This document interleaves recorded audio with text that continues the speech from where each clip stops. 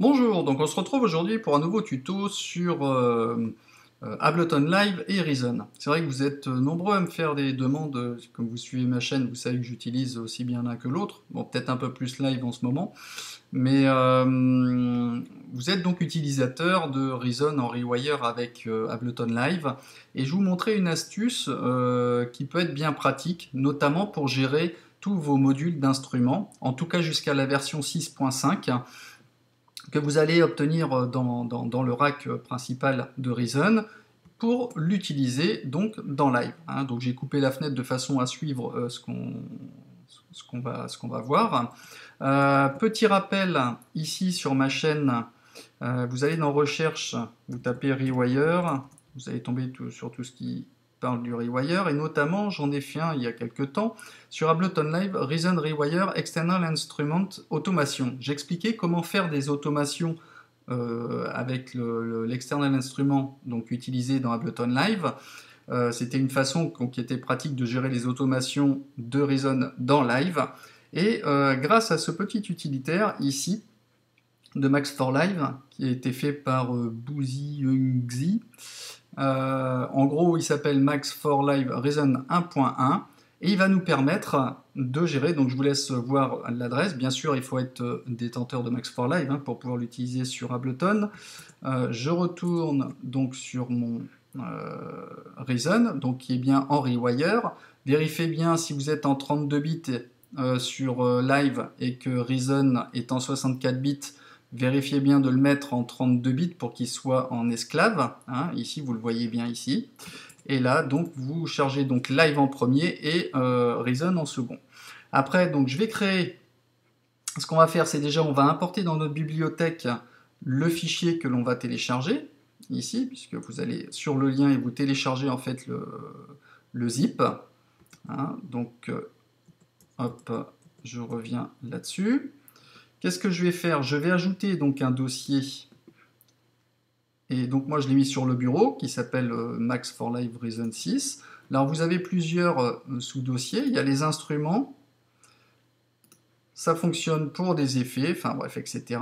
Donc moi je vais importer directement, voilà, ce dossier ici. Et donc on voit qu'il contient des instruments avec un Dr. Octorex, ID8, Kong, Maelstrom, NN19, XT, etc. Vous avez pour les effets, on a cela. Pour les Studio Effects, donc on a tout ça. Les utilitaires, on a le combinator, etc. etc.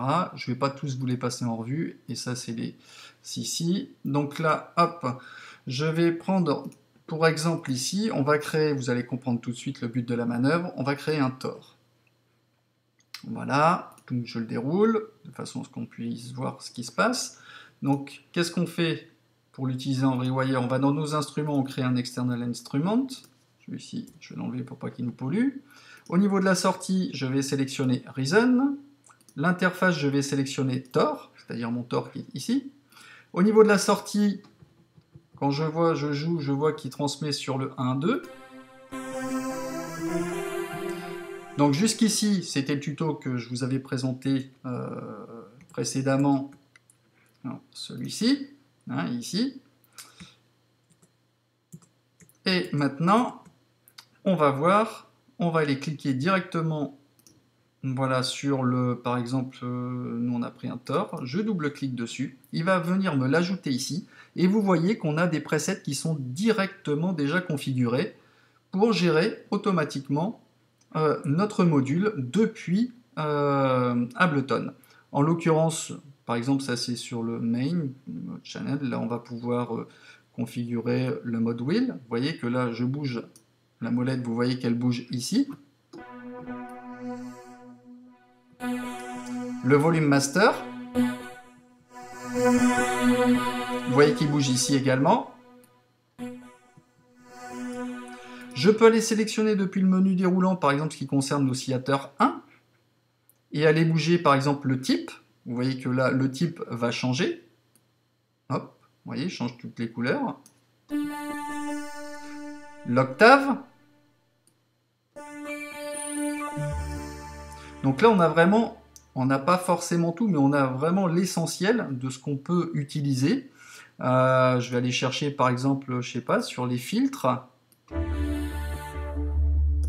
Là, j'ai le filtre low pass.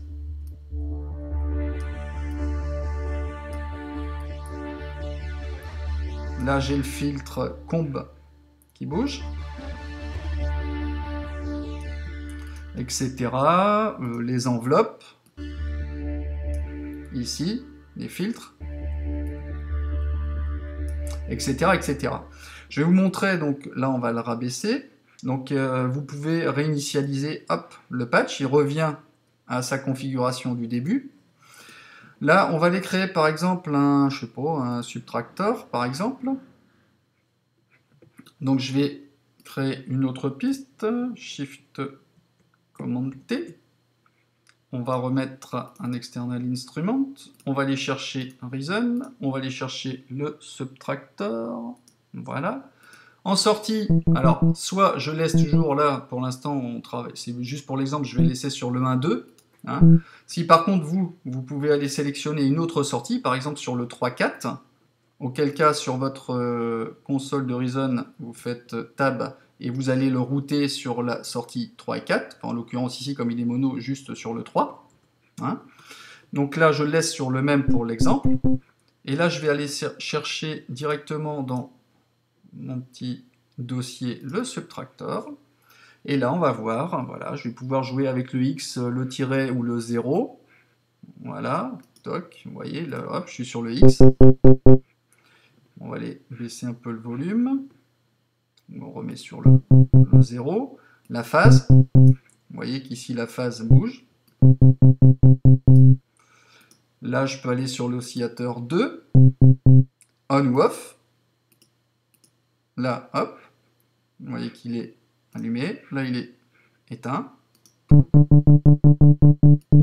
Je vais bouger les octaves, ici. Etc., etc. Donc là, vous avez en fait plein de choses, plein de paramètres, et c'est vraiment d'une puissance assez incroyable. J'ai découvert ça tout à l'heure, je cherchais autre chose, et là, je suis tombé sur ce Max for Live Reason, et je le trouve incroyable. Donc, si vous êtes utilisateur comme moi, assez souvent de Reason en Rewire avec Live, et là, c'est vraiment quelque chose qui est extraordinaire. Donc après, vous pouvez le faire avec des effets, comme je vous dis, il y a l'alligator qui est pris en compte, pulvériseur, il est régulièrement mis à jour. Je vous dis, là, il supporte jusqu'à la version 6.5, là, sur sur les effets, les utilities, etc., etc. Bon, ça en est tout pour ce tuto. J'espère qu'il vous aura fait plaisir. N'hésitez pas à me laisser des commentaires, et je vous dis à bientôt pour de nouveaux tutos. Allez, ciao!